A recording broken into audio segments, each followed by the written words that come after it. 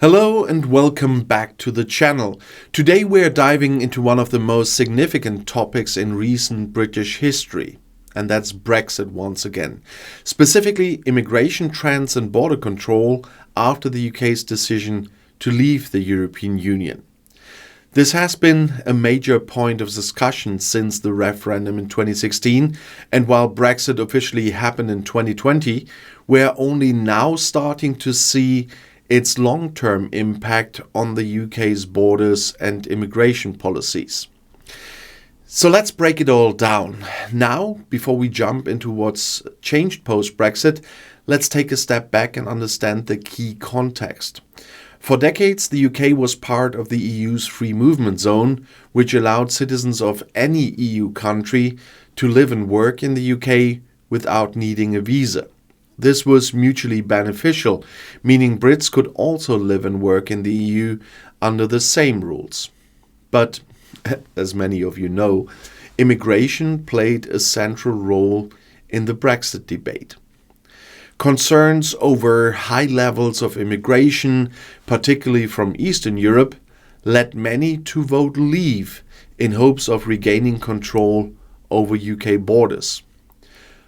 But what has actually happened since the UK left the EU? And let's get into details here.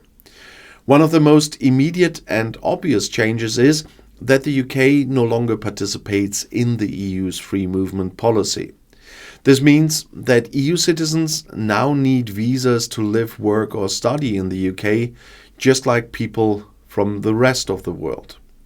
And this shift is part of the new points-based immigration system, which was introduced in January 2021. Under this system, anyone wishing to move to the UK has to meet certain criteria, like having a job offer from an approved employer, a certain level of English language proficiency, and a minimum salary threshold. In theory, the system is designed to treat all foreign nationals equally, regardless of whether they are from the EU or not. But has this change made a difference? Well, absolutely. Let's talk numbers. Since Brexit, immigration from EU countries has dropped significantly. For example, net migration from the EU decreased by over 80% between 2016 and 2021. While Brexit supporters see this as a success, proof that the UK has regained control of its borders, this sharp decline has had unintended consequences for industries that relied heavily on EU workers. Sectors like hospitality, agriculture, healthcare and construction have reported severe labor shortages. Many businesses, particularly farms and restaurants, previously relied on a steady stream of EU workers to fill positions. Now, with fewer EU nationals coming to the UK, these industries are struggling to recruit enough workers, even with government attempts to fill the gaps through temporary visa schemes. But it's not just about EU citizens. The new system has also affected migration from non-EU countries. Interestingly, while EU migration has decreased, non-EU immigration has increased significantly. In 2021, net migration from non-EU countries reached record levels. Many of these migrants are highly skilled workers, especially in tech, finance and healthcare. So the landscape of who's coming to the UK has shifted drastically. Some argue that the new points-based system has allowed the UK to be more selective about who it lets in, focusing on attracting skilled workers from across the globe. But critics say the system is still too restrictive and isn't doing enough to meet the demand for workers in less skilled roles. But now let's talk about border control. One of the promises of Brexit was taking back control of UK borders. But what does this look like in practice? Well, with Brexit, the UK no longer benefited from the EU, which allowed for travel from between many EU countries without any fuss. And this has made travel between the UK and Europe a bit more complicated. Since January 21, UK citizens can only stay in EU countries for up to 90 days in a 180-day period without a visa. And similarly, EU citizens can only visit the UK for up to 6 months without a visa, but they can't work or live there without going through the points-based system. And there's also the matter of border checks. Before Brexit, goods and people could move freely between the UK and EU countries without the need for customs checks. Now, every good and person crossing the UK-EU border is subject to customs and immigration checks.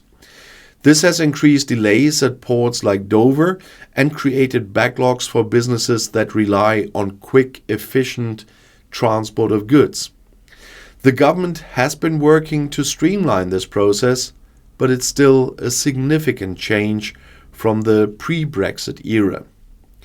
And we've seen friction over this, especially with Northern Ireland, which has unique circumstances because it shares a land border with the Republic of Ireland, an EU member. And speaking of Northern Ireland, let's quickly touch on the Northern Ireland Protocol.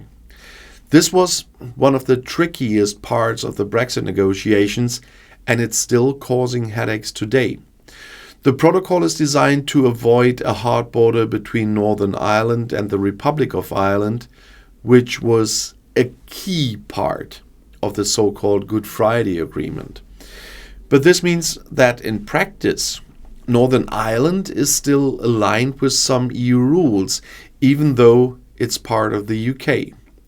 Goods moving from Great Britain to Northern Ireland are subject to checks, creating a sort of de facto customs border in the Irish Sea.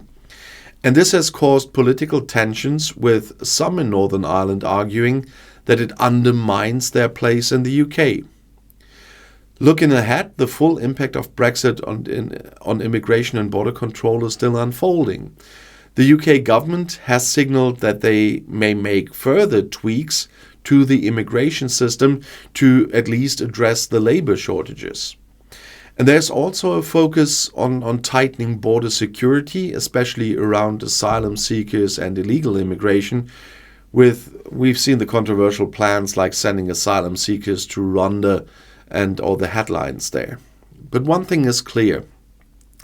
Brexit has fundamentally reshaped how the UK interacts with the world, both in terms of who's coming in and how the UK manages its borders.